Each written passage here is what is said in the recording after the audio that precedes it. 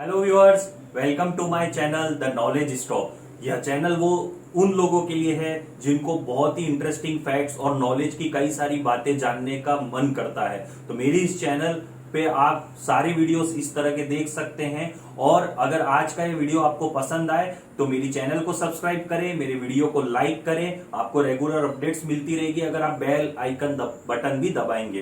तो व्यूअर्स, मैं आपसे कहना चाहता हूं कि आज का जो एपिसोड है वो एपिसोड मैं लेकर आया हूं एक ऐसी जगह के ऊपर जिस जगह को हम कह सकते हैं बर्फीला रेगिस्तान।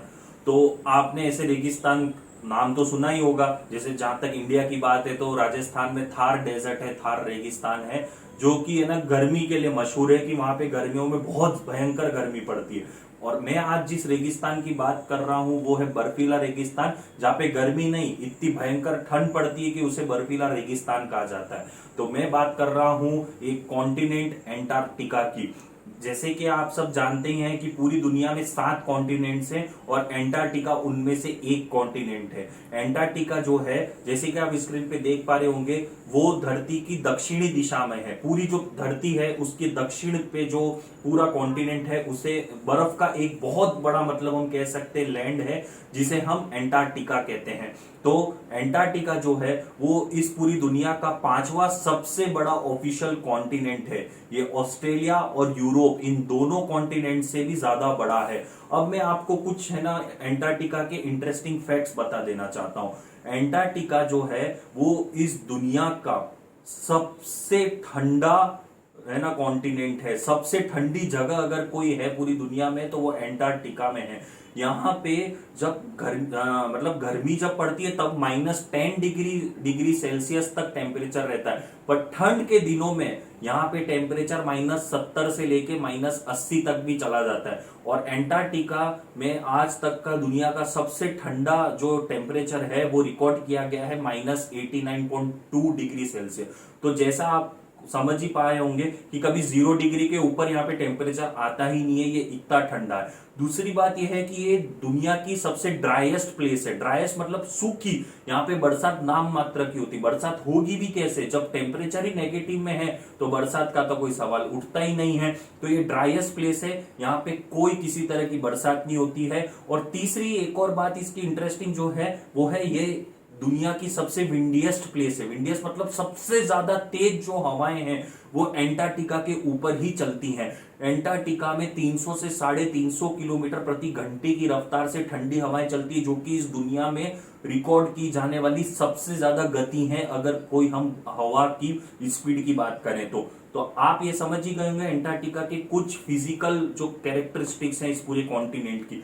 अब मैं आपको बताना चाहता हूं कि एंटार्क्टिका पूरी दुनिया का 90% आइस जो है, जो बर्फ है, वो अपने अंदर समाये हुए है। और 90% फ्रेश वाटर जो है वो एंटार्क्टिका कॉन्टिनेंट के अंदर ही है।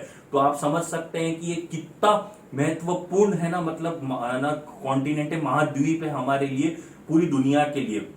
एक और बात यह है कि एंटार्क्टिका है, वहां पे तरह तरह की ऐसे है ना समुद्री जीव जंतु मिलते हैं जो कि पूरी दुनिया में है ना मतलब उनकी इतनी स्पीशीज नहीं मिलती है। जैसे कि पेंगुइन, सील्स, कुछ बहुत तरह की वेल्स, ये ऐसी कुछ इनकी प्रजातियां हैं जो सिर्फ आपको एंटार्क्टिका में देखने को मिलेगी। और एक अनुमान के मुताबिक पेंगुइन्स की सबसे ज्यादा जनसंख्या एंटार्क्टिका में ही पाई जाती है।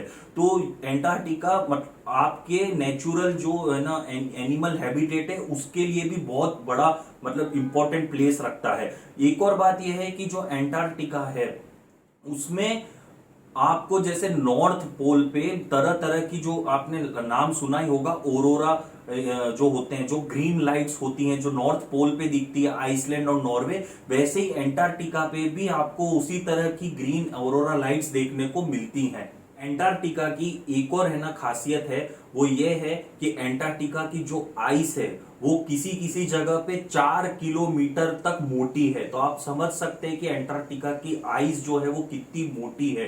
अब एक बहुत अलग फैक्ट मैं आपसे बात करना चाहता हूं कि एंटार्क्टिका टूरिज्म के लिए अब मशहूर होता जा रहा है। अब आप सोच रहे होंगे टूरिज्म, तो सही बात कर रहा हूं मैं आपके सामने व्यूअर। 2019 और 20 में एंटार्क्टिका में लगभग 56,000 टूरिस्ट विजिट करने आए थे।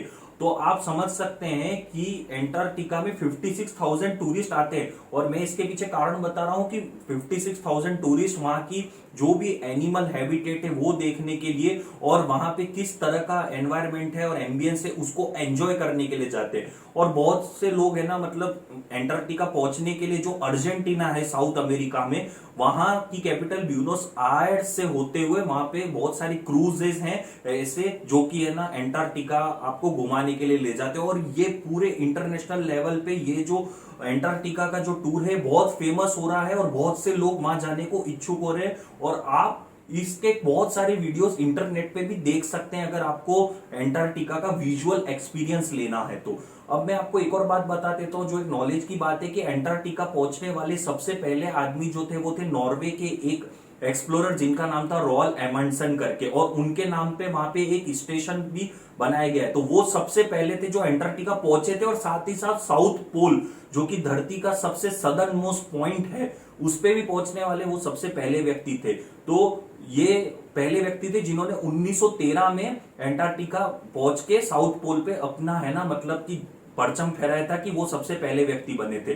अब मैं आपको सबसे इंटरेस्टिंग बात एक लास्ट में कह देना चाहता हूं इस वीडियो के खत्म होने से पहले कि एंटार्क्टिका के ऊपर ही हमारी धरती के ऊपर जो ओजोन लेयर पाई जाती है उसका होल वहां पर है। इसलिए जितनी भी पूरी दुनिया में क्लाइमेट के ऊपर जो इतने बड़े बड़े डिस्कशन होते हैं वो इसी बात पे हो रहे कि जो ओजोन लेयर है हमारी धरती के एटमॉस्फेयर में उसका छेद एंटार्क्टिका के ऊपर ही है। हर साल ये छेद ओजोन लेयर में एंटार्क्टिका के ऊपर हो जाता है जिससे कि अल्ट्रा वायलेट रेज जो सन की है वो एंटार्क्टिका पे ज्यादा आती हैं और उसकी बर्फ को नॉर्मल जो उसकी पिघलने की रेट से उससे ज्यादा पिघलाती हैं। तो इसके कारण क्लाइमेट कंजर्वेशन के नाम पर बहुत सारी चीजें दुनिया अपने लेवल पे कर रही है ताकि ओजोन लेयर जो है उसको नुकसान ना हो और उसके कारण एंटार्क्टिका की बर्फ को कोई नुकसान ना हो। क्योंकि एक बात याद रख लीजिए दोस्तों, यह साइंटिफिक फैक्ट है कि अगर एंटार्क्टिका की पूरी बर्फ पिघल जाए, मैं आपको सिर्फ एक इमेजिनरी चीज बता रहा हूं कि अगर एंटार्क्टिका जितनी अपने अंदर बर्फ समाया हुआ है अगर वो पूरी पिघल गई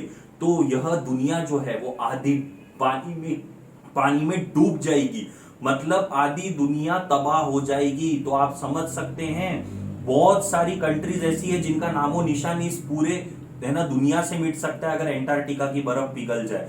तो ये बहुत बड़ी हमारी जिम्मेदारी हम सब के लिए, पूरी इस दुनिया में रहने वाले लोगों के लिए, कि हम इस है ना एंटार्क्टिका जैसी बहुत अच्छी इंटरेस्टिंग प्लेस को बर्बाद होने से बचा सके।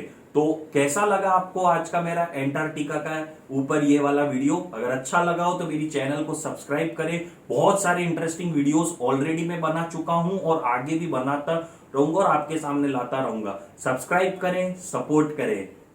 Thank you.